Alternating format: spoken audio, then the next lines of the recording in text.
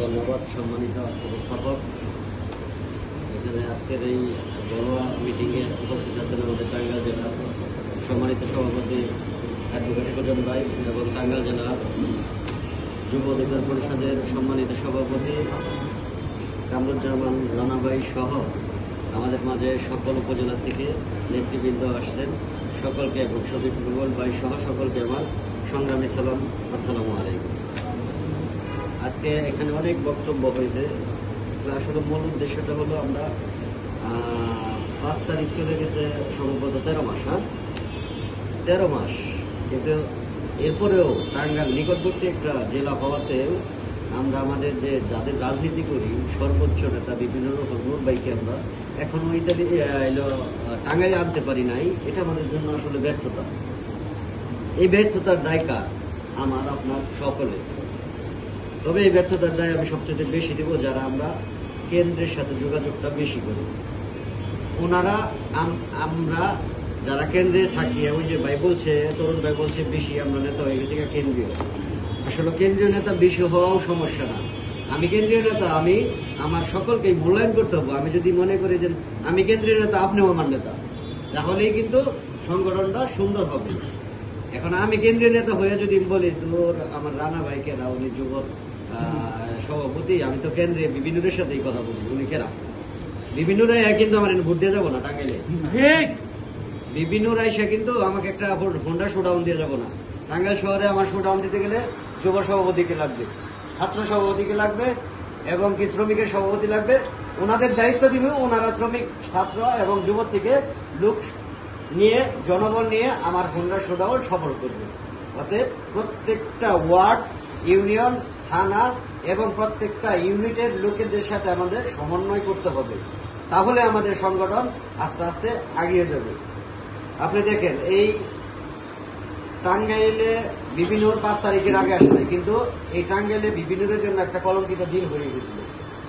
সেটাকেও যদি আমরা উপলব্ধি করি যে এই টাঙ্গাইল ভাসানীর মাজারে এসে বিভিন্ন মার খাইছিল, এই টাঙ্গাইল থেকে বিভিন্ন আবার নির্বাচন প্রচারণা শুরু করবে।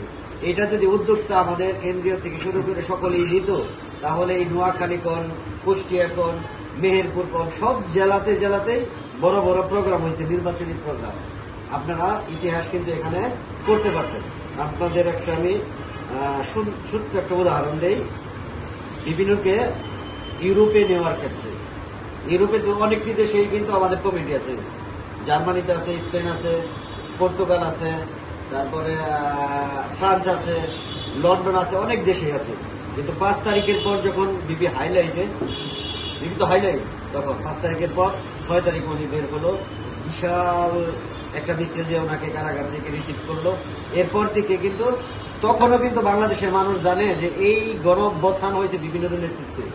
এখনো আমরাও জানি যে আসলে বিভিন্ন নেতৃত্বেই গণঅভ্যুত্থানটা হয়েছে। হয়তো 5 তারিখের পর অনেকেই অনেক জায়গা থেকে ফোন মানে ডিভাইডেড হয়েছে, দল গঠন করছে, অমুকে সুবিধা নিচ্ছে, কিন্তু অরিজিনালি বিভিন্ন নেতৃত্বে এই গণঅভ্যুত্থান হয়েছে।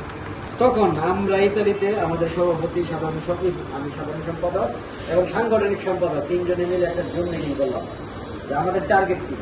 আমাদের টার্গেট এই 5 তারিখের পরে বিপিন নূর ভাইকে ইউরোপের মাটিতে যদি কোনো দেশ প্রথম আনে, সেটা ইতালি হবে। এটা আমাদের 3 জনের মধ্যে কিন্তু কমিটমেন্ট হয়েছে। সেটা যে কোনো উপায়ে হোক, ইউরোপ বিভিন্ন পাড়া দেবে ইতালির মাধ্যমে, এটা কিন্তু আমাদের কমিটমেন্ট ছিল। আর এই কমিটমেন্টের কারণেই আমরা কিন্তু শত বাধা উপেক্ষা করেও আমরা বিভিন্নকে ইতালি নিতে সক্ষম হয়েছি। আমাদের এই ইতালি নিতে আমাদের যে প্রবাসী অধিকার, আমরা তো একটা ইতালির সেন্টার, আমরা একটা দেশীয় কমিটি শাখা, যেমন টাঙ্গাইল জেলা একটা শাখা, গণ অধিকারের একটা টাঙ্গাইল জেলার একটা কমিটি, গণ অধিকারের সেন্ট্রাল কমিটি না। আমাদের প্রবাসী অধিকার পরিষদ আছে, তো সেখানে সভাপতি আছে, সাধারণ সম্পাদক আছে। আমাদের প্রবাসী অধিকারের সেন্ট্রাল কমিটির দিকে বিন্দু মাত্র হেল্প করে নাই লিপিকে নেওয়ার ক্ষেত্রে, বরং আরো বাধা দিচ্ছে। আনলে কি হবে, কেন নিবেন, হাজার ডাকি। কিন্তু আমাদের 3 জনের মাথায় বোধ টাকা 50 লাখ খরচ গেলেও বিবিকে ইউরোপে, ইতালিতে প্রথম পা লাগবে। যখন আমাদের সাথে এই বৃত্তিটা হলো, তখন আমরা আর কারোর সাথে কোনো আলোচনা করি না, আমরা ডাইরেক্ট লিঙ্ক করলাম এবং বিপিনের সাথে কথা বললাম। বিপিনুর আমাদেরকে আশ্বাস দিলেন যে ইউরোপে যাব আমি। আমরা 98 লক্ষ টাকা মানে ইউরো, 98 লাখ ইউরোর একটা রিক্সে নিয়ে একটা লিখিত দিতে হয়েছে। যদি বিপিনুরের সাথে যে কয়েকজন লোক আসবে, একজন লোক যদি ফেরত না যায়, এইটাকে ড্যামারেজ দিতে হবে। এরকম সাইন দিয়া টাকা দিতে হয়নি আমাদের, কিন্তু এই 1 কোটি টাকা, ওই দেশের 1 কোটি টাকা মানে কি, এই দেশের 100 কোটি টাকা, এরকম একটা বন্ড দিয়া এরপরে বিপিনুরকে আমরা ইতালিতে নেওয়ার পরে ভিসা টেসা হওয়ার পরে আমরা প্রবেশাধিকার পরিষদকে জানাইছি, ভাই আমাদের আপনারা বলছিলেন বিপিনুর আসবে না এবং আনতে পারবো না, যে ভিসা হয়েছে অমুক দিন আসবো, আপনারা অতিথি হবেন কি হবেন না। যে কথাটা বললো যে তাদের অনুমতি ছাড়া হবে না, আসলে ইচ্ছে থাকলে উপায় পাবে। আমরা ওনাদেরকে আহ্বান জানাবো এবং কি ওনাদেরকে সম্মানও দিব।